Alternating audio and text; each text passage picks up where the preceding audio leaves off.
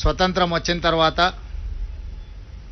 భారతదేశం యొక్క పరిపాలన ఎట్లా ఉండాలి, ప్రజలకు ప్రజాస్వామిక హక్కులనే కాకుండా ప్రాథమిక హక్కులను ఏ విధంగా అందించాలన్న ఆలోచనతోటి ఆనాటి నేషనల్ గవర్నమెంట్ రాజ్యాంగాన్ని పరిరక్షించడానికి, రాజ్యాంగాన్ని రాయడానికి డాక్టర్ బాబాసాహెబ్ అంబేద్కర్ గారి నేతృత్వంలో ఒక కమిటీని ఏర్పాటు చేసి భారత రాజ్యాంగాన్ని మనం రచించుకోవడం జరిగింది. ఆనాడు మనము మన దేశ ప్రజలు స్వీకరించిన భారత రాజ్యాంగాన్ని పరిపాలన క్రమంలో దాదాపుగా 76 సంవత్సరాలలో 100కు పైగా రాజ్యాంగ సవరణలు చేసుకుంటూ సమాజంలో ఉన్న సమస్యలను ఎదుర్కొంటూ ఆ సమస్యల్ని పరిష్కరించుకోవడం కోసం రాజ్యాంగాన్ని సవరించుకుంటూ ప్రపంచ దేశాల ముందు మన దేశం ఒక బలమైన దేశంగా, ప్రజాస్వామిక దేశంగా, ప్రజల యొక్క హక్కులను కాపాడడానికి అవసరమైతే ఎంత సాహసోపేతమైన నిర్ణయమైనా తీసుకుంటామని చెప్పి మన భారత రాజ్యాంగం నిరూపించడం జరిగింది. మరి మనము రాజ్యాంగాన్ని సవరించుకొని ప్రజలకు ఒక మంచి పరిపాలన అందించాలని పారదర్శకమైన విధానాలతో ముందుకు వస్తున్నప్పుడు తెలంగాణ రాష్ట్రంలో మన పరిపాలనలో అవసరమైన మార్పులను తీసుకురావాల్సిన బాధ్యత పాలకులుగా మా మీద ఉన్నదని నేను భావించిన.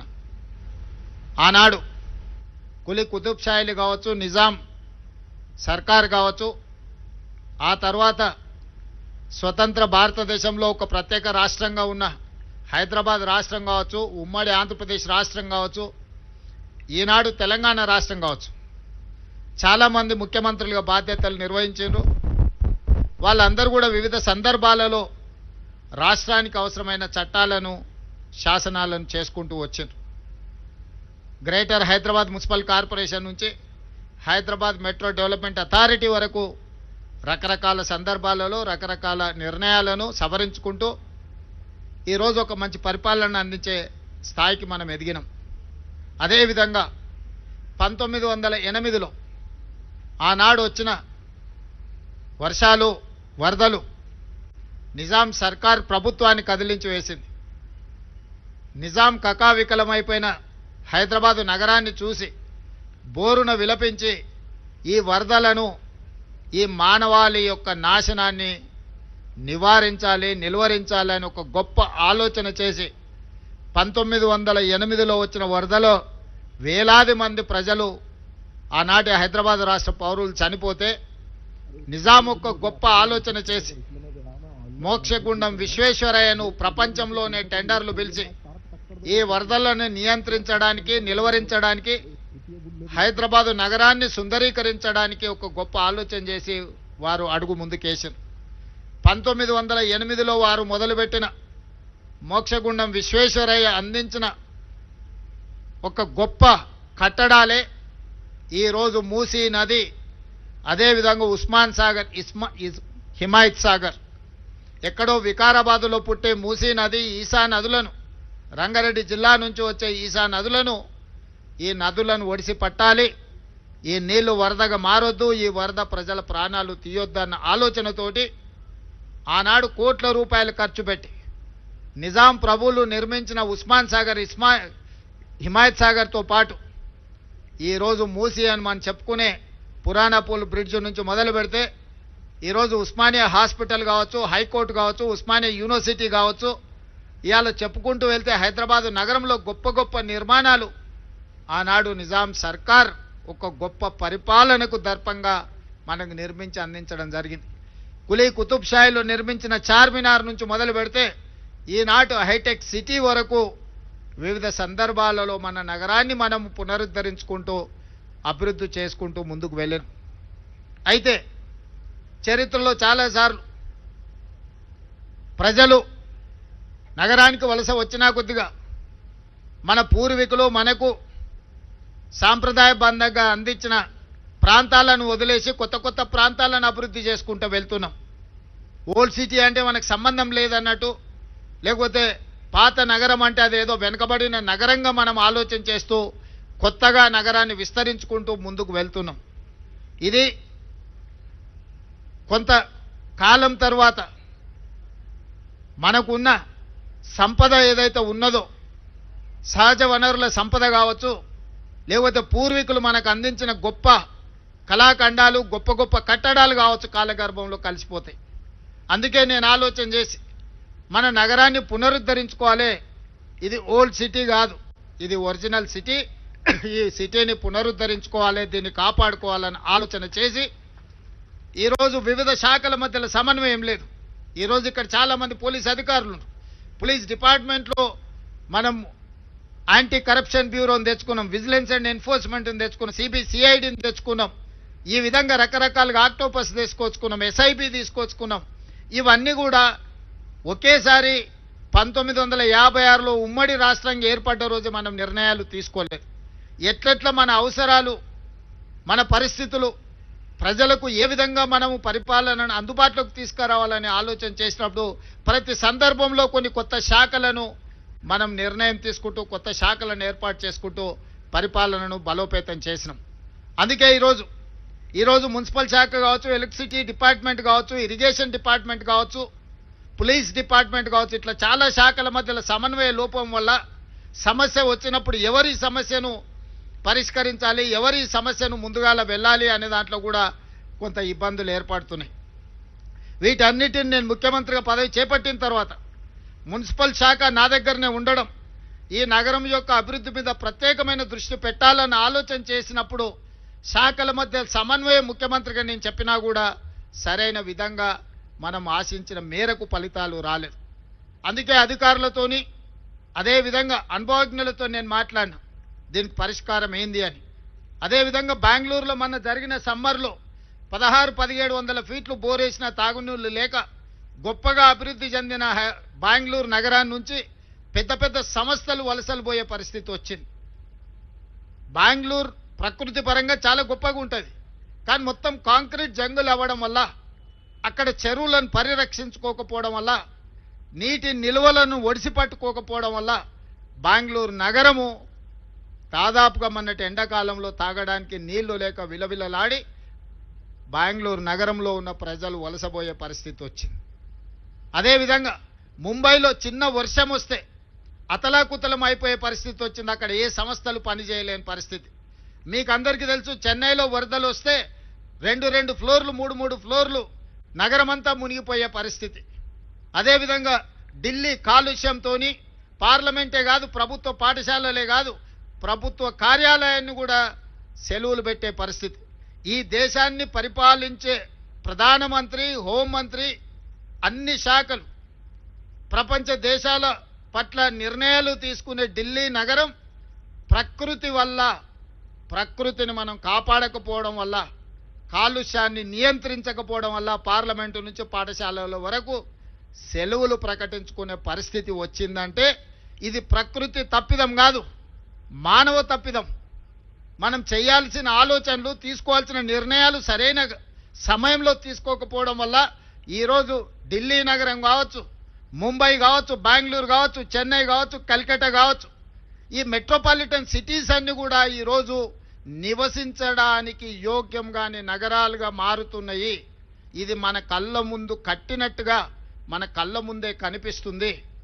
ఇంత ఉపద్రవం ముంచుకొస్తున్నా ఆ ఉపద్రవం నుంచి మనము గుణపాఠం నేర్చుకోకపోతే, ఆ గుణపాఠం నుంచి మనము దాన్ని పాఠంగా స్వీకరించకపోతే రేపు హైదరాబాదు నగరం కూడా ఈ 4-5 నగరాలతో పాటు 6వ నగరంగా వాటి సరసన చేరే పరిస్థితులు ఉన్నాయి. అందుకే రాష్ట్ర ప్రభుత్వం ఆలోచన చేసి ఎవరు ఏమనుకున్నా సరే, ఎవరు ఎలాంటి విమర్శలు చేసినా సరే నియంత్రించదలుచుకున్నాం, నిలువరించదలుచుకున్నాం, అవసరమైతే నిర్మూలించదలుచుకున్నాం ఆక్రమణదారులను. అందుకే ఈరోజు హైడ్రాన్ ఏర్పాటు చేసినాం. హైడ్రా అంటే కేవలం ఏదో పేదోళ్ళ ఇల్లు కూలగొట్టడానికి పెట్టినట్టుగా కొంతమంది చిత్రీకరిస్తున్నారు. నాకు ఆశ్చర్యం కలుగుతుంది. వాళ్ళ ఆలోచనలు, వాళ్ళ విధానం, వాళ్ళు ఏం చేయదలుచుకున్నారు. ప్రకృతి విధ్వంసం జరిగినా పర్వాలేదు, హైదరాబాదు నగరం కుప్పగూలినా పర్వాలేదు, ఈ నగరం కాలుష్య నగరంగా మారి ఇక్కడ ఉండే ప్రజలు వలసపోయి పారిపోయినా పర్వాలేదనే ఒక కుట్ర, కసి, కడుపు మంట వాళ్ళ మాటల్లో కనిపిస్తుంది. అందుకే ఈరోజు హైడ్రా అనేది కేవలం కూలగొట్టడానికి కాదు, నిర్మాణాలు చేయడానికి, ఆక్రమించుకున్న వాళ్ళని నియంత్రించడానికి ఎంత గొప్పవారైనా ఖచ్చితంగా చట్టం ముందు సమానులే అని నిరూపించడానికి ఈరోజు తీసుకొచ్చినాం. ఈరోజు మీకు అందరికీ తెలుసు, ఇవాళ Hyderabad disaster response and assets protection agency, దీంట్లో డిజాస్టర్ మేనేజ్మెంట్ ఉంది, అసెట్ ప్రొటెక్షన్ ఉంది, ప్రతి ఒక్క పని ఇందులో ఉన్నది. ఈ డిజాస్టర్ మేనేజ్మెంట్లో మనకు అకాల వర్షాలు వచ్చినప్పుడు వరదలు వస్తున్నాయి.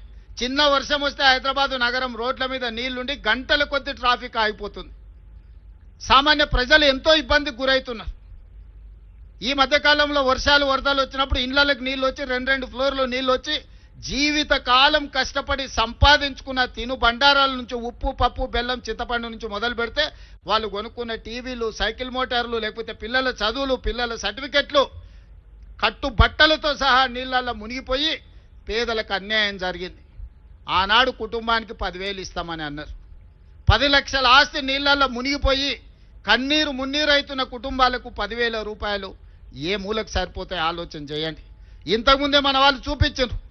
చివరికి ఆనాడు నిజాం కట్టిన ఉస్మానియా హాస్పిటల్, లక్షలాది మంది పేదలకు వైద్యాన్ని అందించే ఉస్మానియా హాస్పిటల్ చిన్న వర్షం వస్తే వరదల ఉస్మానియా హాస్పిటల్ మునిగిపోయింది. ఇవాళ కాలనీలే నీళ్ళల్లో మునిగిపోతున్నాయి. మరి వీటన్నిటి నుంచి ప్రజల్ని కాపాడాల్సిన బాధ్యత ఈ ప్రభుత్వానికి లేదా? ఈరోజు రోడ్ల మీద చిన్న గాలి వస్తే ఆ గాలికి చెట్లన్నీ ఇరిగి రోడ్ల మీద పడుతున్నాయి, కరెంటు స్తంభాలన్నీ ఇరిగిపోయి పడుతున్నాయి, కరెంటు పునరుద్ధరించలేని పరిస్థితి, కాలనీలకు రోజుల కొద్దీ కరెంటు ఇవ్వలేని పరిస్థితి. ఇదే కాదు, బలవంతులు గేటెడ్ కమ్యూనిటీ అనో లేకపోతే రాజకీయంగా పెద్దలం అనుకున్నోళ్ళు చిన్న చిన్న బస్తీల రోడ్లకు గోడలు అడ్డం కట్టి పేదవాళ్ళు మా కాలనీల వైపే రావద్దు, చూడొద్దు అన్నట్టుగా వాళ్ళు అధికారాన్ని అడ్డం పెట్టుకొని ఈరోజు పేదలకు ఇబ్బంది కలిగిస్తున్నారు. అందుకే వీటన్నిటిని పరిష్కరించడానికి ఈరోజు హైడ్రా కూలగొట్టడానికే ఉంది అని అపోహలు ఏవైతే కల్పిస్తున్నారో, హైడ్రా అనేది ఈరోజు వర్షాలు వస్తే నిమిషాల మీద రోడ్ల మీద కూలిన చెట్లను అడ్డు తొలగిస్తున్నారు. నిమిషాల మీద మీకు కట్టైన మీ కాలనీలకు రాని కరెంటును పునరుద్ధరించే పని చేస్తున్నారు. రోడ్ల మీద నిలబడ్డ నీళ్లను ముందుగానే టెక్నాలజీ వాడి ఏ ప్రాంతంలో 5-6 గంటల తర్వాత ఒక రోజు ముందే ఎక్కడ వర్షం అత్యధికం ఉంది అని అంటే ఆ ఏరియాలో హైడ్రా సిబ్బంది అందరూ సంసిద్ధంగా ఉండి ట్రాఫిక్ను స్ట్రీమ్ లైన్ చేయడమే కాదు, వరదలు వస్తే ఎట్లా ఎదుర్కోవాలి, బురదలో ఎవరైనా చిక్కుకుంటే వాళ్ళని ఎట్లా కాపాడాలి అనే ప్రణాళికలు కూడా ఈరోజు హైడ్రా సిబ్బంది నిరంతరం పనిచేస్తారు. ఇవాళ వేలాది మంది హైడ్రాలో పనిచేస్తున్నారంటే ఇవాళ 1,20,00,000 మంది నగరంలో ఉన్నవాళ్ళు, Hyderabad outer ring road inside core urban reason, ring road లోపల ఉన్న నగరం ఈరోజు 1,20,00,000 మంది ప్రజలు ఉన్నారు. 940 చెరువులు ఉంటే 491 చెరువులు కబ్జాలు గురైపోయినాయి. పెద్ద పెద్ద నాలాలు ఉంటే నాలాలన్నీ మూసుకుపోయినాయి. రోడ్ల మీద ఆక్రమణల గురించి నేను చెప్పాల్సిన పని లేదు. నేను ఈరోజు పౌరులను అడుగుతున్నా, ఈరోజు ట్రాఫిక్ జామ్లకు ఈరోజు రోడ్లను ఆక్రమించుకున్న వాళ్ళు కాదా? ఈరోజు మీరు రోడ్ల మీద గంటల కొద్దీ చిన్న వర్షం వచ్చినా ఆగుతున్నారు అంటే నాలాలను ఆక్రమించుకొని అక్రమ నిర్మాణాలు చేపట్టడం వల్ల మీరు ఇబ్బంది పడుతున్నారు కదా. ఇవాళ విలాసవంతమైన వాటర్ వ్యూ అని లేకపోతే లేక్ వ్యూ అని అపార్ట్మెంట్స్ కట్టుకున్న వాళ్ళు పోయి డైరెక్ట్గా చెరువులో కడుతురు. గండిపేట, హిమాయత్ సాగర్ లాంటి చెరువులల్లా కట్టినోళ్ళు ఈరోజు వాళ్ళ ఫామ్ హౌస్ల డ్రైనేజీ తీసుకెళ్ళి తాగునీళ్ళలో కలుపుతున్నారు. ఇదంతా అధికార దుర్వినియోగం కదా? దీన్ని నియంత్రించాల్సిన బాధ్యత లేదా? ఎవరు అడగకుండా ఉంటే ఇంకా భవిష్యత్తులో ఉన్నాయన్నీ మూసుకపోతే ఇవాళ ఆ నీళ్లు ఎక్కడికి వెళ్ళాలి? నీళ్లు నిలవడానికి చెరువులు ఉన్నాయి, చెరువులకు నీళ్లు వెళ్ళడానికి నాలాలు ఉన్నాయి, ప్రజలు ప్రయాణించడానికి రోడ్లు ఉన్నాయి. ప్రజలు ప్రయాణించే రోడ్లను ఆక్రమించుకుంటారు, నీళ్లు వెళ్లాల్సిన నాలాలను మూసేస్తారు, చెరువులను కబ్జా పెట్టుకుంటారు. ఇవాళ నీళ్ళు ఎక్కడికి వెళ్ళాలి? అందుకే ఆ నీళ్లు రోడ్ల మీదకి వస్తున్నాయి, రోడ్ల మీదకి వచ్చిన నీళ్లు మన ఇండ్లలోకి వస్తున్నాయి, మన ఇండ్లలోకి వచ్చిన నీళ్లు మన జీవితాలతోని చెలగాటమాడుతున్నాయి. అందుకే ఈరోజు హైడ్రా సంస్థని మనం ఏర్పాటు చేసి ప్రజల కోసం ఇవాళ మా హనుమంతరావు గారు బతుకమ్మ కుంట కోసం 25 ఏళ్ళు కొట్లాడి 25 ఏళ్లలో సాధించని బతుకమ్మ కుంటని ఇవాళ మనము గుంజుకొని ఇవాళ పునరుద్ధరిస్తున్నాం. రేపు బతుకమ్మ పండుగ బతుకమ్మ కుంటల్నే చెయ్యాలని అక్కడ నిర్మాణాలు చేస్తున్నాం. గొప్ప వ్యక్తులు, ప్రముఖ వ్యక్తులు మీకు తెలుసు హైటెక్ సిటీ ప్రాంతంలో ఆక్రమించుకుంటే ఆ చెరువుల ఆక్రమణలు తొలగించి ఇవాళ చెరువులను ఆహ్లాదకరంగా తీర్చిదిద్దే ప్రయత్నం చేస్తున్నాం. చెరువులను మేము కాపాడడం తప్ప, చెరువులలో నీళ్లు ఉంటేనే కదా ఈ నగరం యొక్క గ్రౌండ్ వాటర్ పెరిగేది.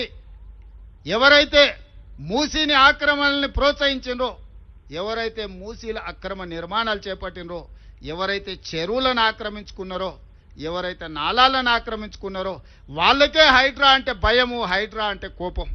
సామాన్య ప్రజలకు కోట్లాది మంది ఇతర ప్రాంతాల నుంచి ప్రతిరోజు 10 లక్షల మంది ఇతర ప్రాంతాల నుంచి హైదరాబాదు నగరానికి వచ్చి పనులు చూసుకొని వెనక్కి వెళ్తున్నారు. గంటల కొద్దీ ట్రాఫిక్లో ఇరుక్కపోతే వాళ్ళ సమయమే కాదు వాళ్ళ పనులు కూడా వృధా అయిపోయే పరిస్థితి ఉంది కదా. ఇవాళ ఈ నగరాన్ని ఇట్లే కాలుష్యానికి వదిలేద్దామా? ఈ నగరాన్ని ఇట్లనే నిర్లక్ష్యానికి బలి చేద్దామా? మీరందరూ ఆలోచన చెయ్యండి. అందుకే ఈరోజు ఎవరు ఏమనుకున్నా సరే ఈరోజు ప్రజలకు అవకాశం ఇచ్చిండ్రు. ఈ అధికారంతో ప్రజలకు మేలు చెయ్యాలన్నదే మా ఆలోచన. ప్రజలకు ఉపయోగపడే నిర్ణయం. కొంతమంది వ్యక్తులు కడుపు మంటతో మమ్మల్ని వ్యతిరేకించినా, మమ్మల్ని దూషించినా నేను పట్టించుకోదలుచుకోలేదు. ఇవాళ మీరు చూడండి, చెరువులను, నాలాలను, మూసీలను ఆక్రమించుకున్న పెద్దవాళ్ళను తొలగించి పేదవాళ్లకు ఒక మంచి జీవితాన్ని ఇవ్వాలని డబుల్ బెడ్రూమ్ ఇండ్లు ఇచ్చినాం.